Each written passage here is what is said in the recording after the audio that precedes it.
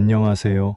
노후이 미덕 채널을 찾아주신 여러분, 정말 감사합니다. 오늘은 제가 67세에 겪었던 특별한 이야기를 나누려고 합니다. 이제는 혼자가 편해 라고 말씀하시는 분들, 잠시만 제 이야기에 귀 기울여 주시겠습니까? 당신도 이런 생각 해보셨나요? 저녁 식탁에 마주 앉을 누군가가 있다면, 주말 아침 공원을 함께 걸을 수 있다면, 일상의 작은 기쁨을 나눌 수 있다면, 제가 오늘 들려드릴 이야기는 단순히 노년에 재온 성공담이나 실패담이 아닙니다. 우리 모두가 꿈꾸는 진정한 동반자를 찾는 여정에 관한 이야기입니다. 8년 전 40년을 함께한 아내를 먼저 하늘나라로 보냈습니다. 그때는 몰랐습니다. 제가 얼마나 큰 행복 속에 살고 있었는지. 아침에 눈을 떠서 여보, 잘 잤어? 라고 인사하는 것. 저녁에 오늘 하루 어땠어? 라고 묻는 것. 그런 일상이 얼마나 소중한 행복이었는지 말이죠. 퇴직 후에는 더욱 외로웠습니다. 하지만 저는 스스로에게 말했죠. 괜찮아. 이제 혼자가 편해. 하지만 정말 그랬을까요? 오늘은 제가 한영숙 씨와 나눈 특별한 시간들에 대해 이야기해 드리려고 합니다. 여러분, 혹시 인생의 황혼기에 찾아온 설렘을 경험해 보신 적 있으신가요? 마치 20살 청년처럼 가슴이 두근거리고 하루하루가 기대되는 그런 느낌 말입니다. 매주 토요일 아침, 저는 평소보다 30분 일찍 일어났습니다. 거울 앞에서 넥타이 매는 것도 몇 번이고 다시 했죠. 한영숙 씨를 만나러 가는 길이 마치 인생의 새로운 챕터를 여는 것만 같았습니다. 처음에는 그저 이야기 상대가 생겨서 좋았어요. 하지만 시간이 지날수록 제 마음에 특별한 변화가 찾아왔습니다. 우리의 첫 데이트는 근교 공원 산책이었습니다. 봄바람이 살랑이는 날, 벚꽃 길을 걸으며 나눈 대화가 지금도 생생합니다. 영숙 씨는 어떤 꿈을 가지고 계세요? 저요? 글쎄요. 나이 들어서도 꿈을 꿔도 될까요? 당연하죠. 나이가 들수록 꿈은 더 소중해지는 것 같아요. 한영숙 씨는 손뜨개를 좋아했습니다. 작은 카페에서 만날 때면 항상 뜨개질 가방을 들고 왔죠. 손으로 무언가를 만드는 그녀의 모습을 보며 저는 문득 깨달았습니다. 인생은 뜨개질과 같다는 것을. 한 코 한 코 정성스레 엮어가듯 우리의 관계도 그렇게 만들어져 가고 있었던 거죠. 어느 날은 제가 좋아하는 낚시터로 한영숙 씨를 모시고 갔습니다. 솔직히 걱정이 됐어요. 대부분의 여성분들이 낚시를 지루해 하시니까요. 하지만 한영숙 씨는 달랐습니다. 창철 씨, 이렇게 잔잔한 호수를 보고 있으니까 마음이 편안해지네요. 이제 왜 낚시를 좋아하시는지 알 것 같아요. 그녀는 제 취미를 이해하려 노력했고, 저 또한 그녀의 세계에 관심을 가졌습니다. 주말이면 함께 도서관에 가서 책을 읽기도 했고, 그녀가 추천한 클래식 음악회도 찾아갔죠. 특히 잊을 수 없는 것은 한영숙 씨의 생일이었습니다. 제가 직접 만든 케이크를 들고 갔죠. 서툴러서 모양은 엉망이었지만 그녀는 감동의 눈물을 흘렸습니다. 이렇게 특별한 선물은 처음이에요. 정성이 느껴져서 더 감동이네요. 하지만 여러분, 이런 달콤한 시간들 속에서도 우리는 중요한 것을 놓치고 있었습니다. 바로 현실적인 준비였죠. 서로에 대한 마음만 믿고 실제 함께 살아가는 데 필요한 것들을 제대로 확인하지 않았던 겁니다. 인생은 참 신비롭습니다. 늦은 나이에 찾아온 설렘이 얼마나 달콤했는지. 하지만 그 달콤함 뒤에 숨어있는 쓴맛도 알아야 했었죠. 결혼을 결심하기까지 우리에게는 특별한 순간이 있었습니다. 가을이 깊어가던 어느 날이었습니다. 단풍으로 물든 근교공원에서 저는 한영숙 씨에게 조심스럽게 물었습니다. 우리 함께 살아볼까요? 그 순간의 긴장감이 아직도 생생합니다. 마치 20살 청년처럼 떨리는 마음으로 준비했던 프로포즈였죠. 사실 그날 아침부터 저는 무척 긴장했었습니다. 반지를 살까 말까 고민도 많이 했죠.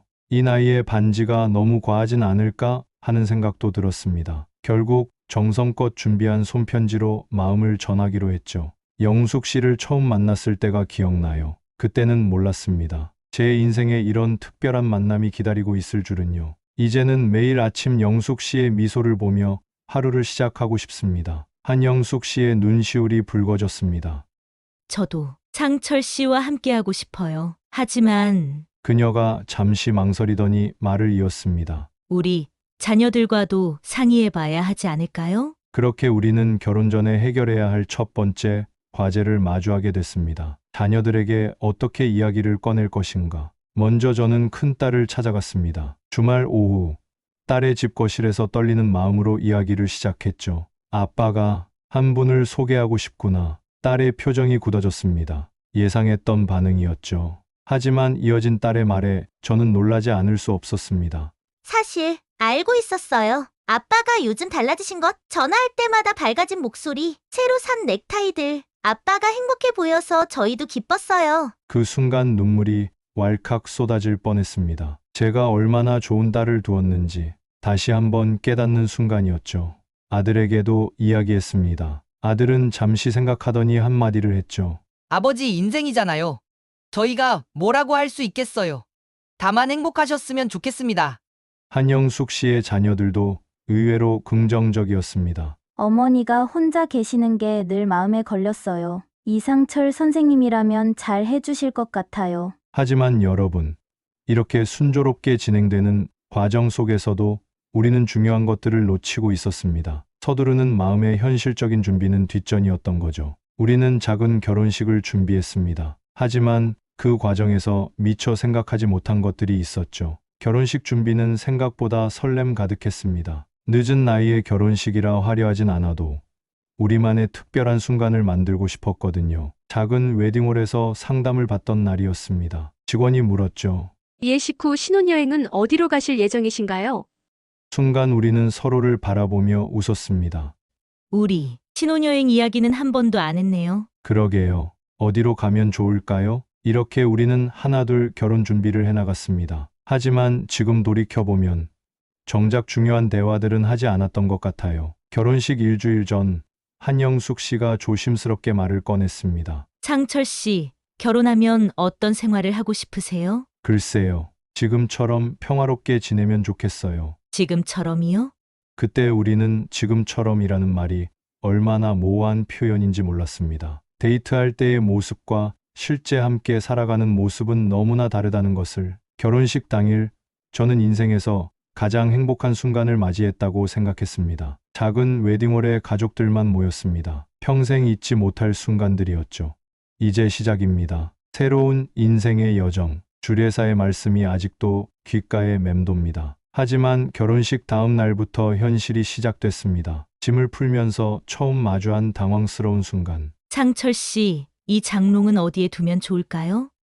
아, 저는 원래 있던 자리가 좋은데. 그런데 그 자리는 제 화장대를 두기로 하지 않았나요? 이런 작은 의견 차이가 모여 큰 갈등이 될 수 있다는 걸 그때는 미처 알지 못했습니다. 아침 식사 시간도 달랐습니다. 저는 새벽 6시면 일어나 신문을 보며 조용히 아침을 즐기고 싶었고 한영숙 씨는 8시쯤 일어나 함께 이야기하며 식사하기를 원했죠. 이런 생활 패턴의 차이를 미리 알았더라면 서로 조율할 수 있었을 텐데요. 결혼 생활 한 달째 우리 부부는 예상치 못한 위기를 맞이하게 됩니다. 처음에는 모든 것이 설렘이었습니다. 아침에 일어나 서로 잘 주무셨어요?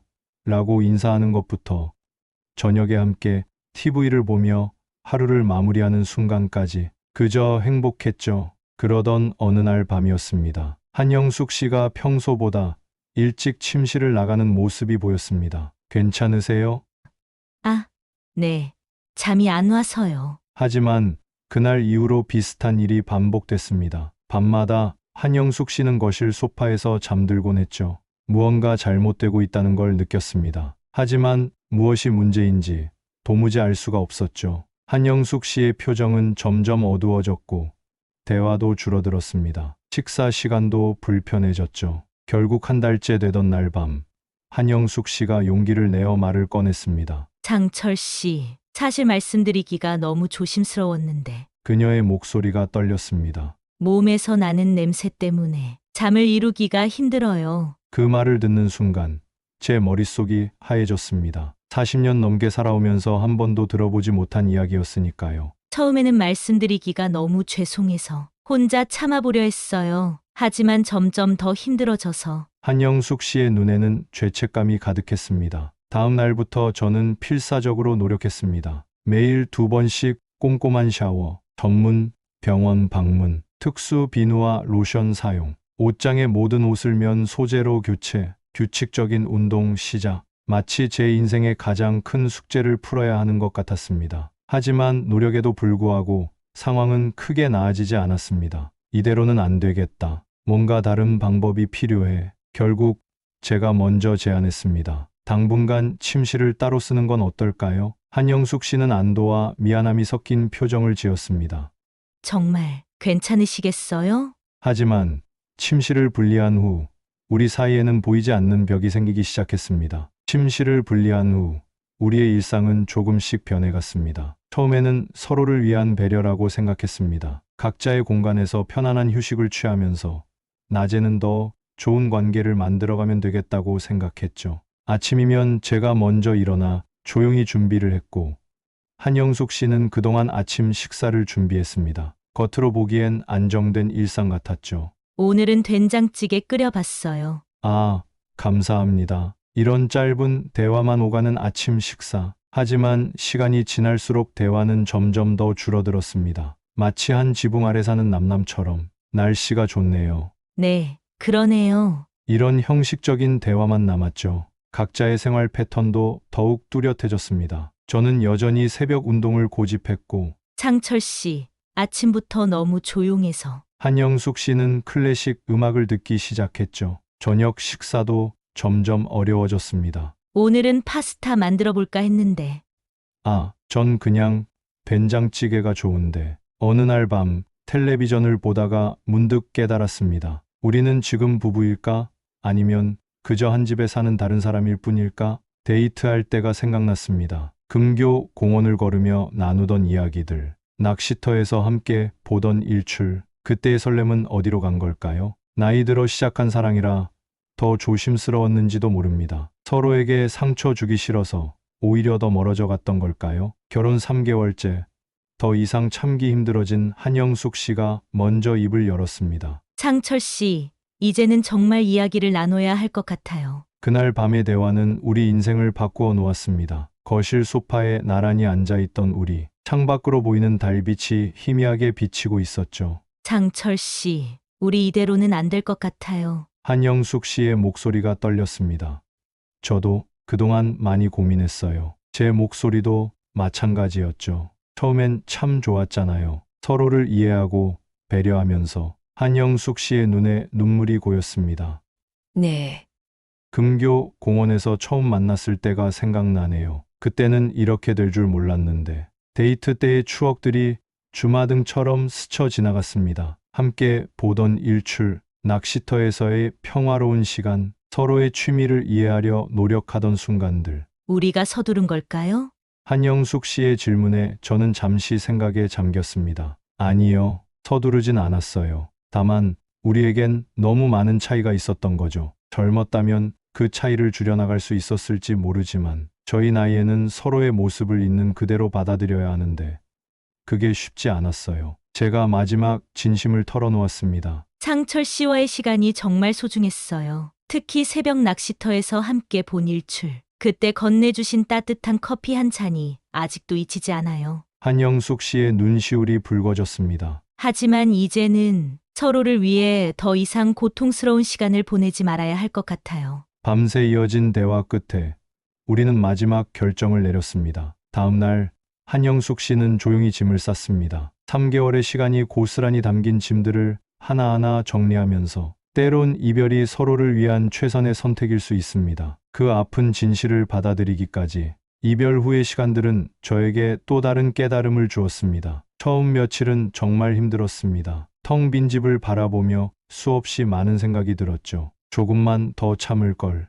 다르게 해결할 방법은 없었을까. 특히 저녁 시간이 가장 힘들었습니다. 식탁에 혼자 앉아 밥을 먹으면서 문득 한영숙 씨가 해주던 요리가 그리워졌죠. 이상하게도 파스타가 먹고 싶어졌습니다. 전에는 그렇게 거부했던 파스타인데 혼자만의 시간이 늘어나면서 저는 점차 깊은 생각에 잠기게 됐습니다. 나이 들어 시작한 사랑이 실패로 끝난 것이 아쉽기만 했습니다. 하지만 시간이 지날수록 새로운 깨달음이 찾아왔죠. 사랑은 나이와 상관없이 우리를 성장시킵니다. 실패라고 생각했던 경험도 소중한 배움이 될 수 있습니다. 혼자만의 시간도 충분히 행복할 수 있다는 것. 이제는 달라진 일상을 만들어가고 있습니다. 매일 아침 산책을 하며 하루를 시작합니다. 주 2회 노인복지관에서 봉사활동을 합니다. 낚시도 다시 시작했습니다. 특별한 것은 없지만 일상의 작은 순간들이 더욱 소중하게 느껴집니다. 여러분, 노년의 사랑을 고민하시는 분들께 몇 가지 말씀을 드리고 싶습니다. 서두르지 마세요. 외로움을 달래기 위한 선택은 더 큰 상처가 될 수 있습니다. 상대방의 생활 패턴을 충분히 알아보세요. 식사, 시간, 수면, 습관, 취미, 생활, 일상적인 습관들, 건강 문제도 솔직히 이야기 나누세요. 저의 경우처럼 작은 문제가 큰 갈등이 될 수 있습니다. 하지만 두려워하지는 마세요. 적절한 준비와 이해만 있다면 노년의 사랑은 인생의 가장 아름다운 선물이 될 수 있습니다. 오늘은 마지막 이야기를 나누려고 합니다. 제가 깨달은 인생의 진정한 행복에 대해서요. 요즘 저는 매일 아침 일찍 일어나 근처 공원을 산책합니다. 예전에는 혼자라서 외롭다고만 생각했는데 이제는 이 고요한 시간이 참 귀하게 느껴집니다. 나이 들어 찾은 사랑, 그리고 그 실패를 통해 배운 것들이 지금의 저를 만들었습니다. 첫째, 진정한 사랑은 상대방을 바꾸려 하지 않는 것입니다. 우리는 서로를 있는 그대로 받아들일 준비가 되어 있지 않았습니다. 둘째, 외로움을 피하기 위한 선택은 더 큰 고독을 가져올 수 있습니다. 진정한 준비 없이 시작한 관계는 결국 더 큰 상처만 남기더군요. 하지만 여러분, 노년의 사랑이 불가능하다는 말씀을 드리고 싶은 것은 아닙니다. 오히려 충분한 준비와 이해가 있다면 노년의 사랑은 인생에서 가장 아름다운 선물이 될 수 있습니다. 노년의 재혼을 고민하시는 분들께 꼭 드리고 싶은 말씀, 서로의 생활 패턴을 충분히 이해하세요. 식사 시간부터 취미 생활까지 잠자는 시간과 기상 시간, 일상적인 습관들, 건강 상태를 솔직히 나누세요.